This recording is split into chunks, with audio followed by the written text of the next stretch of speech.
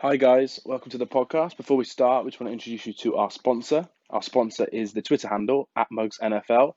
They're a company that offer a range of custom items such as mugs, t-shirts, crewneck jumpers, and hoodies, all customized with your favorite sports player or your sports team. That can be any sport ranging from the NFL through to the NBA to UK sports. All you have to do for an extra 10% off your order is drop them a message on Twitter quoting our podcast, that is the Hardwood Hoops podcast, and they'll get 10% off your next order. Cheers and enjoy the show.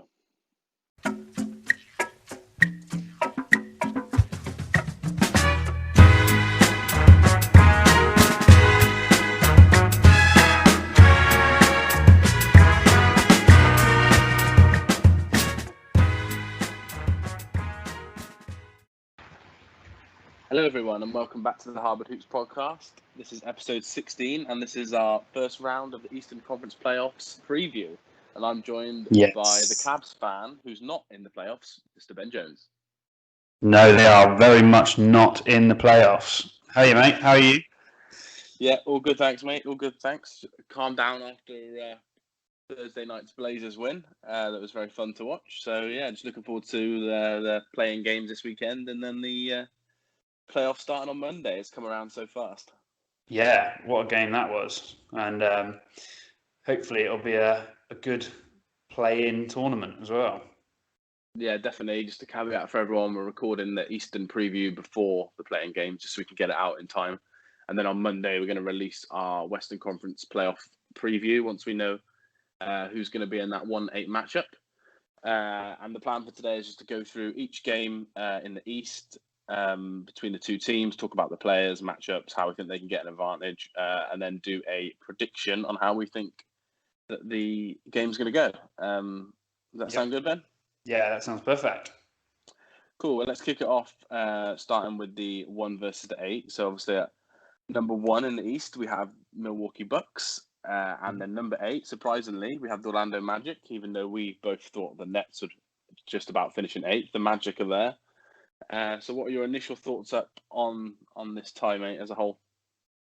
Yeah, I think this is going to be a good little teaser for the playoffs. It's going to be a nice sort of steady introduction. I think Orlando have some weapons. They can score when they want to, when they're on form and they're hitting everything. They are a really good team. They've got enough sort of bodies to kind of disrupt Giannis and Middleton. So that could potentially be a good matchup. And we've seen over the past couple of weeks that if you can disrupt Giannis and Middleton, which it can be done, then the team falls apart. They are extremely beatable at the moment. And then you need your stars like your Vucevic and your Aaron Gordon to step up and do something big in these playoff games and get the rest of the cast contributing, whether it's Fultz getting scoring, trying to get some assists, those kind of things. But ultimately, as much as I've sort of praised Orlando there and think they could stand with a chance of maybe nicking a game or two, I'm not sure they've got enough to complete beating the Bucks. I'll save my number of games predictions for in a minute. What do you think? Yeah, similar to you. I think the Bucks are defendable, if that's the right word, at times, with the way they play. Obviously, we've seen a lot in fourth quarters that Giannis can struggle if you block out the paint. And if the shooters are hitting shots, then yeah, you're not going to beat them. But if the shooters aren't hitting shots and they haven't got loads of great shooters, they've got a lot of good shooters, but not a lot of great shooters, then they can struggle scoring points. And we know that the Magic can randomly in games rack up huge points totals. They've got some good wings as well to help defend the Bucks, which is good. Unfortunately for the Magic, their defense isn't great. They do leak a lot of points on the other end. They're one of the worst teams in transition defense in basketball, which obviously is not good. If you're going to turn the ball over against the Bucks team, they're going to push in transition. So that's a worry. And also, it came out the other day, obviously, about Jonathan Isaac being out probably for a year. So he's going to miss this matchup. And he'll probably be one of the people who were the key defenders on Giannis. Maybe the person they put on him most, to be honest. So that's a loss. And me and Ben spoke about before we went on air, that Terrence Ross has also left the bubble, or he did for family reasons. We're not sure if he's come back yet. There's not a lot of reporting on it, but he's a shooter, so he's a 3-point shooter. He can help score, which the Magic will need. So that's another big loss. So overall, yeah, I'm similar to you. I think the Bucks clear favourites. Normally, the one seed is obviously in this matchup, but they've faltered recently, haven't they? In terms of scoring points, their defense hasn't looked great from the 3-point line. If you pulled their bigs out, so yeah, similar to you, I think I can see the Bucks pulling out a win here. But I do think the Magic will go down fighting, and I think they'll put a good display on and maybe help them push towards whatever their level is next season for this young team. So with that, what number are you going to put on this? How many games is it going? I think they're going to win 4-1. I think the Bucks are going to win 4-1. So Magic are going to get a game, probably the second or third game. But I think overall the Bucks too strong and they win 4-1. What about you? I'm saying sweep 4-0 to the Bucks. Okay, cool. And just to let everyone know, the first matchup in this tie is on Tuesday. So it's the 6:30 game, the early game, which is really good for any Bucks and Magic fans because you can watch your team without staying up ridiculously late. Game Pass and Sky Sports as always. So just a shout out to everyone that if you want to watch the first game between these two teams, then it's on 6:30 on Tuesday. Nice. Cool. So let's move on to the next one. That one was short and sweet. Next we have the Raptors, who finished in the second spot, versus the Brooklyn Nets, who have done very well, Ben. They surprised both of us. Surprised a lot of people, actually, to be fair. Yeah. I don't know how they've won the games they've won. They've gelled well, they've played well, they've been jacking up random shots and they've been going in. Everything's fallen for them, it seems, considering the squad that they've put out. Shame about Jamal Crawford. Hopefully he can get back and we can see him a little bit. I don't know if you've got any more news on that, but in terms of this matchup, I think it's even more unfavourable for the Nets against the Raptors than it was Orlando versus the Bucks. I think the Raptors are just so well coached and so versatile as a team that they are going to smother the Nets and just completely outplay them. I said the only chance the Nets have is that this weird streak they've got going continues and they hit some incredible shots and the 3-point percentage stays high and they just work hard for each other. But I can't see it going far. The Raptors are just so good, aren't they? What do you think? Yeah, the Raptors are very good, and I think not that then it's hard to say that they're a better team than the Bucks because obviously the way the season's finished, that doesn't prove to be technically true. But I think they've got a lot more options, and I think that's where the Nets could struggle. Where I think the Magic can go through periods of stopping the Bucks from scoring, like we said in the first game. I think the Raptors have got a lot of plan B, C, D. For example, I think obviously they've got the best coach probably, we think, in the NBA. They've got a lot of ball handlers, a lot of shooters, a lot of people that can score in different areas on the floor. So they're very, very hard to game plan against. So I think the Nets could potentially start well because, like we said, they're a very high variance team, aren't they? They take a lot of 3-pointers, and if those threes goes in, they can score a lot of points. But I think that Nick Nurse and his players can game plan and score against them quite well. They're very leaky on the defensive end, and they struggle with offensive rebounds. Something obviously that Ibaka, Gasol, and Siakam could benefit from. Yeah. That's my only worry is if someone like Caris LeVert goes off, is Siakam a consistent enough scorer to match that and sweep them? I'm not sure. But I do actually think Van Vliet might be the man who's enough consistent scorer. I think he could actually really blossom in the playoffs this year again and go another level. And it's just unfortunate for the Nets, isn't it, that they're so short-handed, really, because they've done so well to get into the playoffs, but I don't think either of them give us much of a chance. So I think I'm going to go one better than I did with the Magic game. I am going to go with a sweep. I think it's going to be 4-0, but I think we'll see some high-scoring games. But I think you'll see a couple of blowouts for the Raptors, to be honest. What about you? I'm going with you on this. I think I'm going another sweep. I think the Raptors have got this. They're too big, too well coached. And like you said, I think even if one of them has a sort of slow night offensively, I think they've got enough other people that can step up and fill that void. Your Van Vliet's, Ibaka might have a big night. Kyle Lowry is obviously an all-star. So, I can't see it going any other way. Cool. And just because obviously you've got two sweeps there, before we move on, do you have any sort of consideration that the bubble environment, which has caused some shocks, could cause more shocks? And maybe sweep is what it should be, but could the bubble throw up some shocks? Are you so confident that you just think these two teams are just too strong and the other teams are just too young and too lack of all-star talent? Yeah, as much as this bubble has thrown my radar for teams out the window, I think playoffs is a different beast. These guys that have played it and done it for years and stuff, and are extremely well coached, are going to come out with game plans and intensity, and going to blow these two lower seeds out the water, really. Two sweeps. Okay, cool. That wouldn't be great viewing, but it will give them a lot of rest for the second round. That's for sure. Yeah, definitely. And just a little shout out again whilst we go through this, schedule-wise. So we have the first game in this matchup being on Monday. So this is one of the earlier games of the playoffs. This is 9 o'clock on Sky and Game Pass on Monday. People can still watch that at a reasonable hour, which is good. It's the first game as well in the Eastern Conference playoffs. So the Raptors get to show us as defending champs what they're all about. And now we move on to the next tie, which is probably the first real tasty one to be honest in the playoffs. Yes. We have the Boston Celtics, who finished well in third place, quite a few games ahead of the Heat in the end, to be fair. And they will be facing the number 6 seed Philadelphia 76ers, a team that we've not been overly impressed with this season since January, really, and especially since the bubble, I'd say, Ben.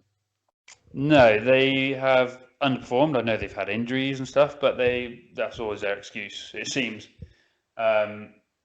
You look up and down their roster, and it's a strong team, but they just can't seem to take that sort of next step so far. But this is the platform to do it on. So I like this matchup as well. Boston and Philly have had some good series in the past, so I'm liking the look of this. I know Embiid is out at the moment with ankle soreness. It's down as Glenn Robinson's out, and obviously Ben Simmons isn't there. So they're going to have to change the way they play. But I think this we've said it before, and lots of people say it. It's difficult, I think, for the coaches to plan around Simmons and Embiid together. So I think this sort of eases the task for them to plan against the Celtics, right? We've got these players. This is how we're going to have to play. They need Embiid to be big every night. Embiid needs to find some consistency in the playoffs. He can't go in and have a couple of good games and then absolutely fall asleep. He needs to be big every single night and carry this Philly team. With that, he needs help. So Tobias needs to hit shots. Richardson needs to hit shots and do what he does on the defensive end. Horford needs to play well, screen and roll, try and stretch the floor a little bit and defend well. Try and take that. His old team as well. Yeah, he's going to want to prove something, I think, as well, because he's had a bit of a down season. So it'd be nice to see him come back. And they need to slow this Boston team down a bit. I think Boston are going to want to play fast and use all their guards and forwards that they've got, because they're not a big post-up team. We know they're not going to be able to defend Embiid inside, so they're going to want to run the floor and make them work up and down the court, try and tire them out a bit. I think that's the way Boston are going to play. They're going to play fast. How do you think this is looking? Yeah, similar to you, really. I think it's really not ideal having an Embiid with ankle soreness. We don't know the level, obviously, of that. And it's not funny, but everyone talks about separating those two stars now they don't fit together. And you don't really want one of them to get injured. But for one to get injured, maybe to try this other way could work. But then to have both of them get injured, obviously I know Embiid's only short term, but not ideal to go into the playoffs with another injury. Not good. No, I read a good article that said since they've both been in the team, they have not gone into the playoffs where both of them have been healthy in any series. That is just absolutely insane. That just proves their problems. I don't like Brett Brown at all, so I think coaching is a real disadvantage for the 76ers here. I think Brad Stevens is by far the better coach. 100%. On both ends, so that's a big disadvantage. I think a huge advantage, though, is the size of the Celtics. Williams is a small centre / forward.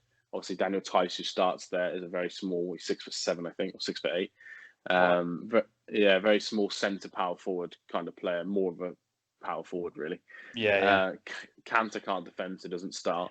Nope. So this is the time, as like Draymond Green always says, and so do the Shaq and Kenny from TNT.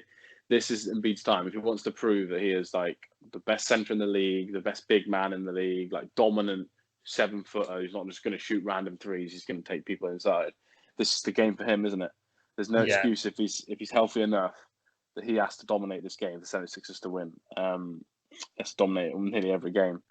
I think it'll be quite a tough game. But in terms of the Celtics, I think Brown and Tatum are going to cause real problems for the 76ers. The 76ers are known they signed a lot of good defenders, but they don't defend well. They were good in the season. They should have probably been the best defensive team in the league, but for some reason, which I think is coaching and the fact they don't enjoy playing together, in my opinion, they struggle defensively. And if you can't lock Brown and Tatum down, I think they're going to have real struggles to score enough points on their end with the lack of 3-point shooting to keep up. Big series for Gordon Hayward as well to prove that he's back. I think really big series for him. He's playing well so far, so it'd be nice to see it continue. Yeah, and for me, I think this is the deepest amount of games in the Eastern Conference between the 4 games we're going to get. So saying that, what do you see? How do you see this going in terms of a prediction, a number of games, winner, loser, ebb and flow? What's your overall thoughts on how it's going to finish? It's going to be chippy. I think there's going to go games either way, but ultimately, I think Boston are going to come out on top. I'm going to say it's going to take them 6 games to beat the Philadelphia 76ers. Nice. I'm leaning the same. I think I'm going to go 4-2 to the Celtics.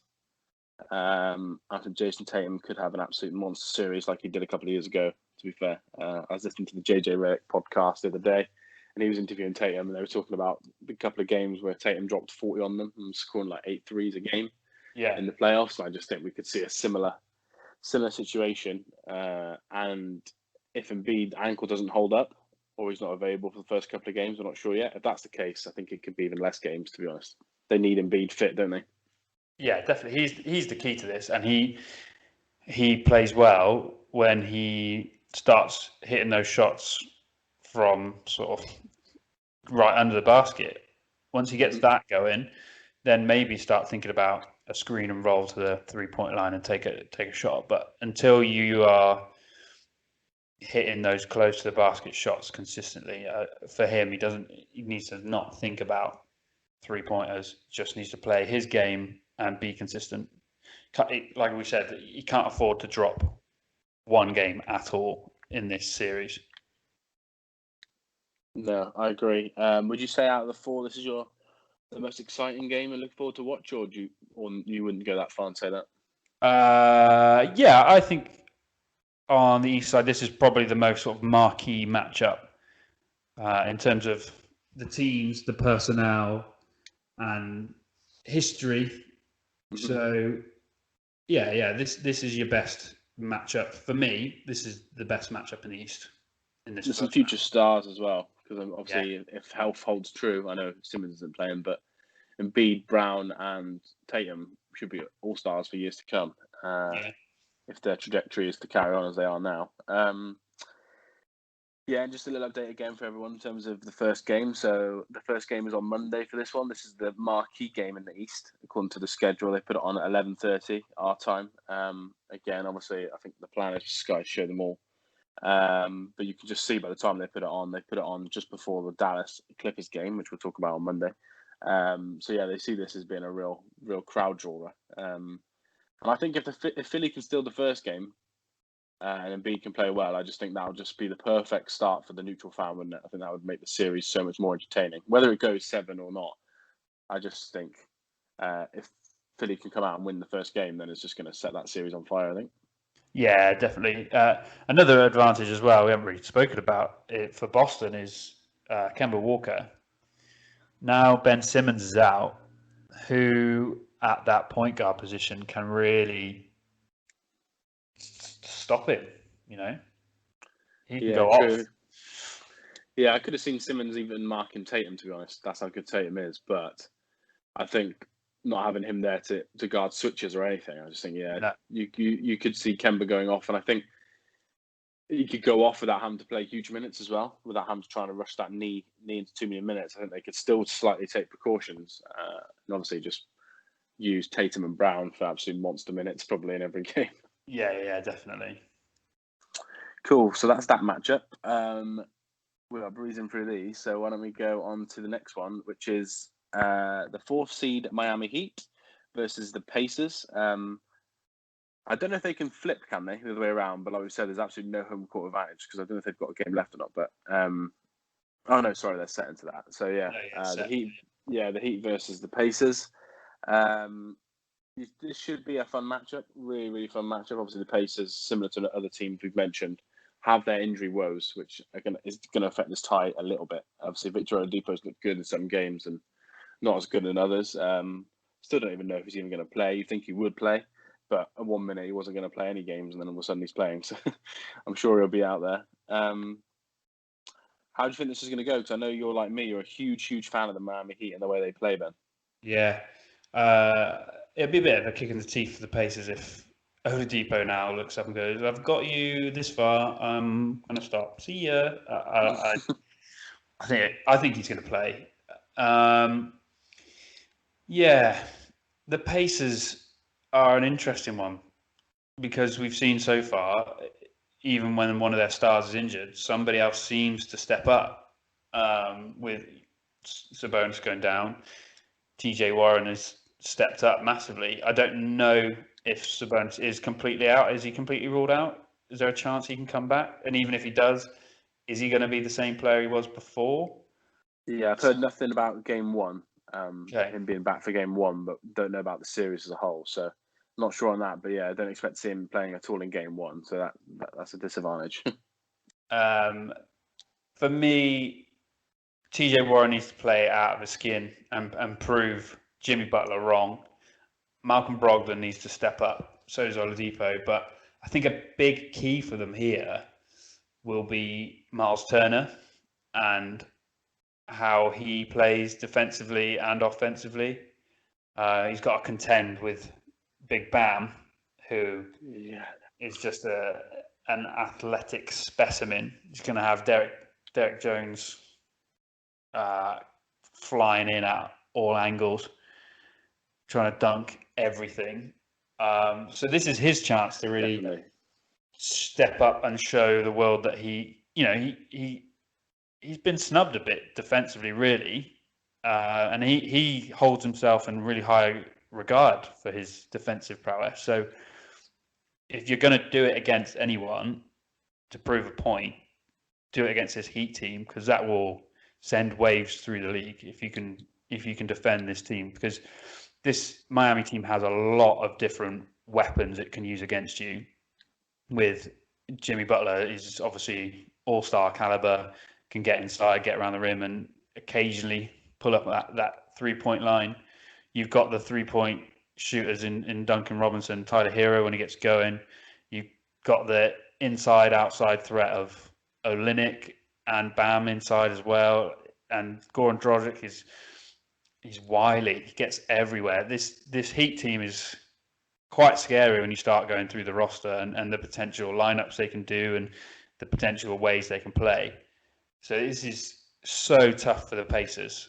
I'd love to see it get really fiery and TJ and Jimmy go at it with each other. But it's going to be tough for the Pacers, this. What are your thoughts? Yeah, I find the Jimmy TJ thing is going to be quite funny. I think Jimmy, look forward to trying to lock him down, won't he? Definitely. Yeah, and I agree with you about what you said about Miles Turner in terms of how he sees himself as a great defender and how he's going to be key. But he's really defended poorly in the bubble, and Yeah, it's going to be very hard for him, isn't it, to run around after someone like a Bam Adebayo and defend the 3-point line against Kelly Olynyk when he's in. So I think they need him to have an absolute huge series defensively to try and keep them in the game, and also maybe run Bam ragged underneath, at the other end, try and get him use some of his energy on the defensive end. I think that'll be key. I agree with you very much on Malcolm Brogdon. He needs to hit a lot of threes. But I just think Victor Oladipo is the key here. We know he was one of the best guards before he went down the first time in the whole of the league and definitely in the East. And I think he needs to try and replicate that sort of level of performance to try and keep them in this. Because when he does, we know he can score 30, 40, and he can easily drop 10 to 15 assists as well with that. yeah, And he's always been quite a good rebounding guard. They've got quite a good rebounding team, so they really should clean up quite well on the defensive glass. They shouldn't be getting many putbacks and stuff from Bam. That's what they need to limit.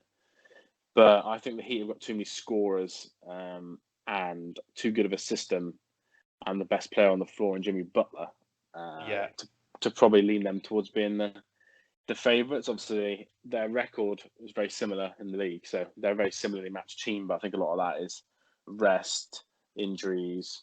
The Heat have a very young team, so that could be a factor. But I just see their talent being enough with Bam, who I think is a huge emerging talent. Goran Dragic, who's probably one of the best 6 men in the league. And Jimmy is the all-star leading the team. I think they're just slightly too strong for the Pacers. yeah. Spoelstra is a great coach, especially come playoff time. Him and his staff and his team are phenomenal over there, and the Heat is such a good setup. Yeah, you just look through this roster, and it just, Kendrick Nunn, Duncan Robinson, Jimmy Butler, Derek Jones Jr., Bam Adebayo, Goran Dragic, Tyler Hero, Andre Iguodala, Jay Crowder, Kelly Olynyk, Myers Leonard. There's some weapons all throughout this roster that could do damage at any point. So I can't really see the Pacers coming out on top, but I think they might steal maybe a game. So with that, I will give it to the Heat for 1, going 5 games. What do you Okay, cool. think? I was thinking 4-1 as well, but I'm worried that we're matching up too much. But I'm going to stick with what controversy. I'm going to stick with what I wrote down, which was 4-1. I think they're just too strong. And if Sabonis was there, it might for the full series, and Victor was fully fit, I think it'd be different. It could be a Game 7 sort of style. Yeah. Because the Heat have got a lot of young players. And when they're on fire, they're on fire. And when they're not, it can be a little bit ugly at times. But I think this is exactly where Jay Crowder, Jimmy Butler, and Mr. Andre Iguodala, Finals MVP, come in handy because their experience in big games is going to be key to lead this team. Yeah, there'll be a real calming presence, won't they? Yeah, we're Goran Dragic, for example. He's won, got to the Euro Cup semi-finals twice, and then obviously they won the cup with him and Luka Doncic a couple of years ago. So even he's played in other big games. Obviously, he's been in the playoffs before as well. Yeah. So yeah, I just think the Heat have got a little bit too much. So I'm going to stick with my 4-1, which means out of the 4 games, we only see the teams. We only see one different result, I believe, which was you've got the Bucks to sweep and I've got them to win 4-1. Yeah. The rest is pretty chalk, pretty similar. There's been some polls online as well about who's going to win. To be honest, they've all followed our structure and they're all about 70%. So the first round of the East, it might not be true because the bubble does throw up surprises, but it seems to me, Ben, that most people are kind of going along with very similar teams to win the matchups. Yeah, and if that all plays out as is, that means we get second round playoff of the Bucks and the Heat and the Raptors and the Celtics, which also some great matchups coming forward if it settles that way. Yeah, I think we could see the first round in the East being a little bit of a disappointment compared to the first round of the West. But I think when it comes to that second round, if things come true like we've said here, I just think they could be really, really, really strong games. You could see two Game 7s in the East there. That's some real deep teams that are going at each other. Yeah, so Summary of the East is bring on that second round. Yeah, definitely. And on that note, before we get to second round, we mentioned on the last podcast that we're going to be doing a jersey giveaway. Yes. We're going to do the full details on Twitter, and then people will probably only have a day to enter, really, because of the time of the games being so thick and fast. But just a little bit of an update. We're going to base it around, part of it is going to be each person entering has to tell us who they think will score the most points in round one. So on that note, Ben, in terms of the East, is there a couple of players you can pick out that you think might be the higher point scorers in the East for the first round only? You got your classics, haven't you? Your Giannis's, your Middletons, your Tatums, your Pascal Siakams, Big Fred.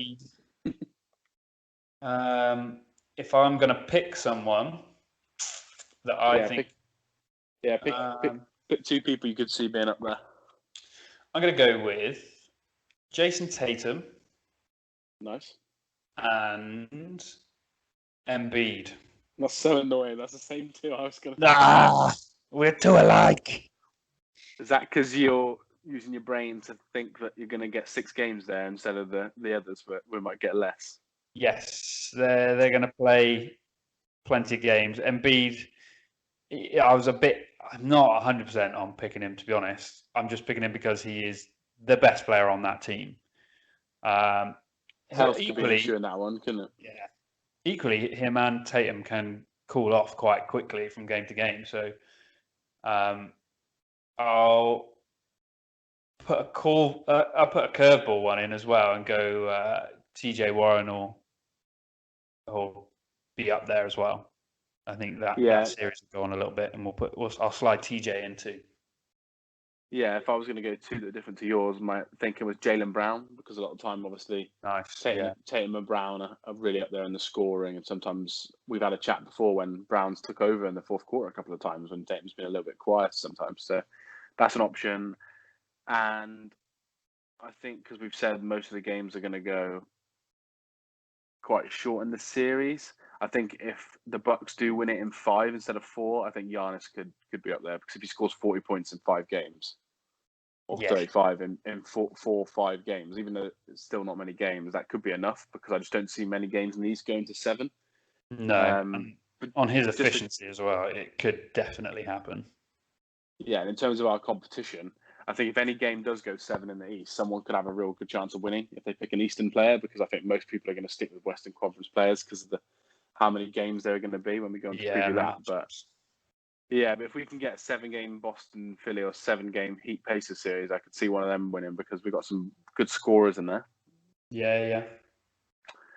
Cool. All right. Well, that's our Eastern Conference preview. Like we said, the plan is to announce our competition this weekend, probably on Sunday or Monday morning. Monday, there'll be a podcast out with our Western Conference Round 1 preview. Mm-hmm. And then follow us on Twitter @_Hardwood Hoops, because we're going to be doing some live tweets. We're going to be doing some polls for every player of the round, polls for who you're going to think is going to win. And Ben, I think you've also set us up with something for a bracket. Do you want to tell everyone about that? Yeah, if you haven't seen it already on our Twitter, I've posted it. I'll try and pin it up the top as well for a little while. On the NBA website, there's a pick'em sort of league for the playoff brackets. So I've set up a playoff bracket for the Hardwood Hoops podcast. So if you think you can beat me and Liam with your predictions for the East and the West from the 15th, you can go on there, set yourself up an account and a team, and pick your predictions for this first round of the East and the Western playoffs, and we'll, in a league format, see who comes out on top by the time we get to the finals, which I think will be a lot of fun. So please get over there. It's all free, just a bit of fun. Sign up and make your picks. Nice. So is that, do you pick all the way through to the end now, or you just do the first round? Have you not checked yet? You can't make, because we're recording a bit early, can't make any picks yet. So we'll find out more from the 15th, but I think it's round by round. Cool. Because the West, we haven't had the playing game yet, sorry. Yeah, exactly. So I'll look into that a bit more and give out a bit more information. If you do follow the link on the Twitter page, it is written up there, but the password for our league is Hardwood with a capital H. Cool, perfect. And one final bit of housekeeping is that I am on the NBA UK Fans Live today, which is Saturday. It's on live at 5, so obviously starts at 5. I think I'll be on over at about 5:20, 5:30. Rich Barrett, who we've had on here, is a great guy. He's done a real detailed plan. Yes. We're going to be chatting all things bubble. There's a lot of Suns chat on there. There's a bit of Kobe chat, I think. There's a bit of Mavs chat. Predictions, obviously. I'm sure Rich will quiz me about the Knicks due to previous loves, and he enjoys doing that very much. So, yeah, head over to that Instagram, which is just NBA UK Fans, 5 o'clock today, Saturday. So, yeah, have a look. And then we'll speak to everyone on Monday. Enjoy your weekend. Enjoy the playing games. Speak to you soon. Yeah, speak to you soon.